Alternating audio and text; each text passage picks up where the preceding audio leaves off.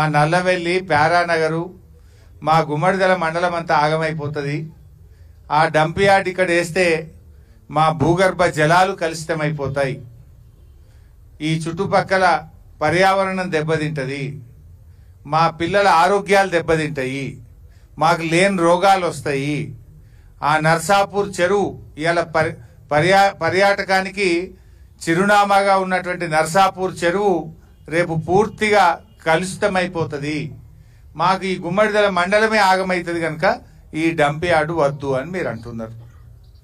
నిజానికి గతంలో కూడా మీరందరూ కూడా అప్పుడు నా దృష్టికి మైపాల్ రెడ్డి అప్పుడు ఎమ్మెల్యే గారు కావచ్చు, మీ ఇక్కడ ఉండే మా గోవర్ధన్ రెడ్డి సీనియర్ నాయకులు కావచ్చు, మాజీ సర్పంచ్ నరసింహారెడ్డి గారు కావచ్చు, వీళ్ళందరూ వచ్చి ఇక్కడ వద్దని నాకు చెప్తే అప్పుడు నేను ప్రభుత్వంలో మాట్లాడి దీని పనులను ఆపించి అది ఇక్కడ జరగకుండా మేము చేసినాం.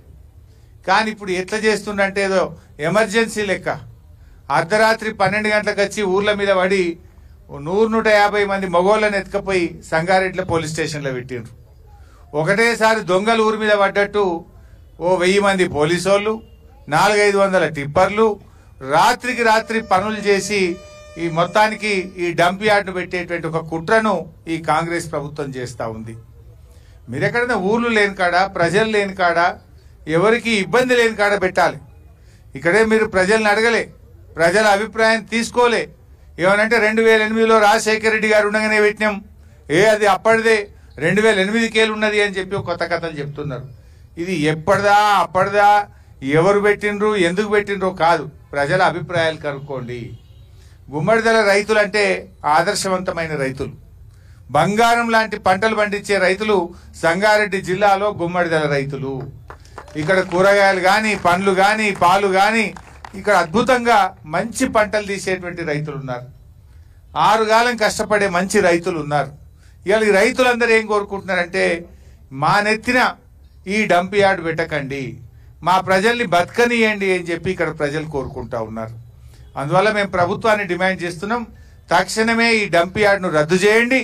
ఇంకెక్కడన్నా దూర ప్రాంతంలో ప్రజలకు ఇబ్బంది లేని చోట ఈ డంప్ యార్డ్ను ఏర్పాటు చేయాల్సిన అవసరం ఉంది.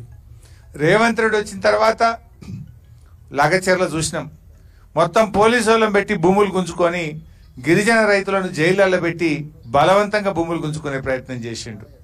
ఇప్పుడే మాణిక్రావు గారు చెప్పినట్టు పచ్చటి పొలాలు ఉన్నటువంటి నేల్కల్లో అక్కడ కూడా ఫార్మాసిటీ పెట్టమని చెప్పి భూములు గుంజుకునే ప్రయత్నం చేస్తున్నారు.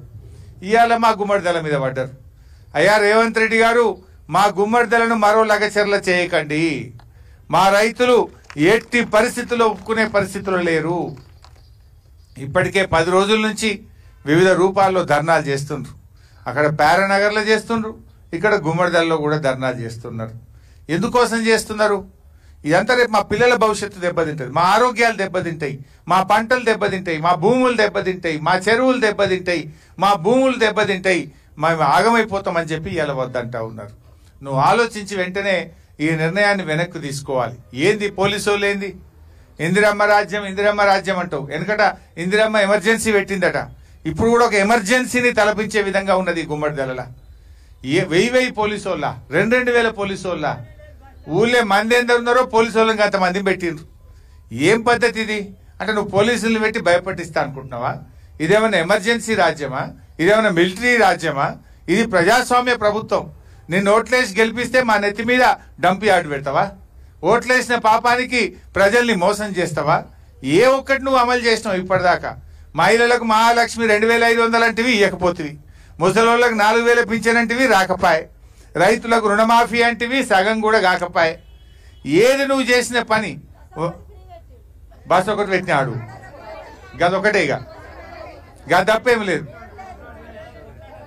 అందులో కూడా పంచాయతీలే. ఇక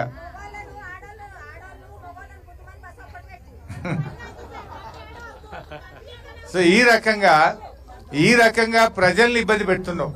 సో ఇప్పటికైనా మా గుమ్మడిదల అక్కా చెల్లెళ్ళు, అన్నదమ్ముళ్ళు, మా రైతుల అభిప్రాయాలను గుర్తుపెట్టుకొని తక్షణమే ఈ డంప్ యార్డ్ను ప్రజలకు ఇబ్బంది లేని చోట, గ్రామాలు లేనటువంటి చోట, రైతులకు ఇబ్బంది లేని చోట పెట్టాలి తప్ప ఇక్కడ ఈ గుమ్మడిదలలో ప్యారానగర్లో పెట్టద్దని ప్రభుత్వాన్ని మేము కోరుతా ఉన్నాం.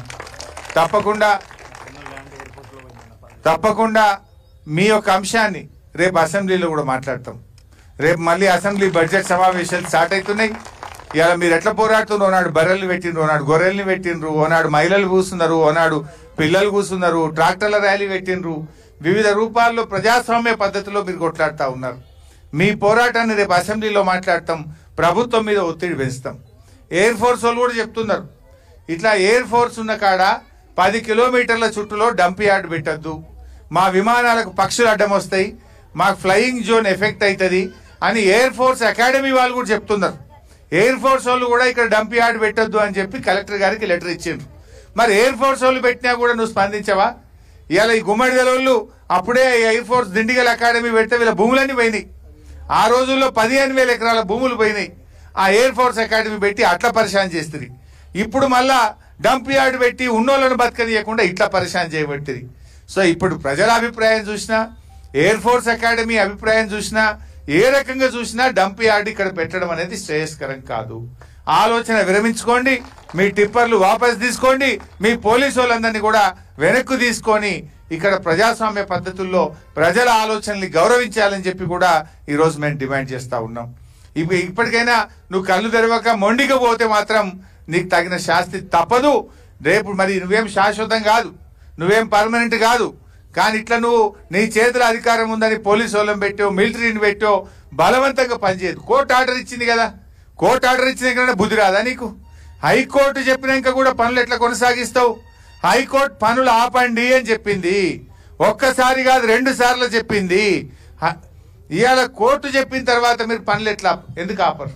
పనులు ఎట్లా కొనసాగిస్తారు? మీరు ఇంకా బోర్లు వేస్తున్నారు అక్కడ, ఇంకా రోడ్లు వేస్తున్నారు అక్కడ. ఎట్లా రోడ్ వేస్తారు? హైకోర్టు యాజ్ ఇట్ ఈజ్ ఆపండి, సర్వే చేయండి, ప్రజల అభిప్రాయాలు తీసుకోండి, ఈ ఎయిర్ ఫోర్స్ అకాడమీ ఇచ్చిన అభిప్రాయాన్ని దృష్టిలో పెట్టుకోండి అని కోర్టు చెప్పినాక కూడా మీరు ఇంకా కూడా రోడ్లు వేస్తా ఉన్నారు. తక్షణమే ఆ రోడ్డు పనులు ఆపాలి. నేను అడుగుతున్న జిల్లా కలెక్టర్ గారిని, రేపు మీరే బాధ్యత వహించాల్సి ఉంటుంది. రేపు కోర్టు నిన్నే హైకోర్టుకు పిలుస్తుంది. రేపు కలెక్టర్గా హైకోర్టు ఆర్డర్ను అమలు చేయకపోతే ఆ బాధ్యత కలెక్టర్ గారి మీదనే ఉంటది. నేను హెచ్చరిస్తా ఉన్న సంగారెడ్డి జిల్లా కలెక్టర్ను, హైకోర్టు ఉత్తర్వులను గౌరవించండి, ఆ రోడ్డు పనులను వెంటనే ఆపాలని చెప్పి నేను జిల్లా కలెక్టర్ గారిని హెచ్చరిస్తా ఉన్నా.